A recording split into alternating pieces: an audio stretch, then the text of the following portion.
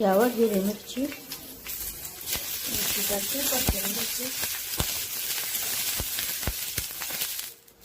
छान अशी दाबून दाबून परतून घ्यायची, म्हणजे व्यवस्थित अशी भाजली जाते.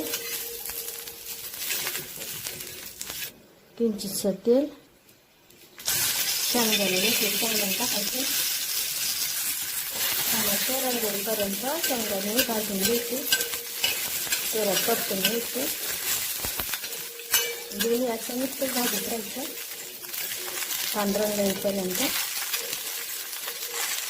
इथं शेंगदाण्याला आणि मिरचीला व्यवस्थित असा रंग आलेला आहे, खमंग असा सुगंध सुटलेला आहे.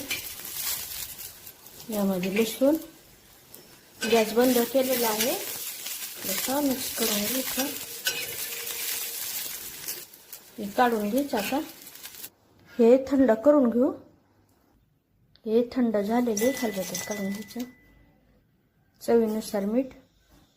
तुमच्याकडे खलबत्ता नसेल तर तुम्ही मिक्सरला बारीक करू शकता, पण मिक्सरला बारीक करताना कसं बारीक करायचं, मिक्सरचं बटन चालू बंद करून बारीक करायचं ओबडधोबडसं.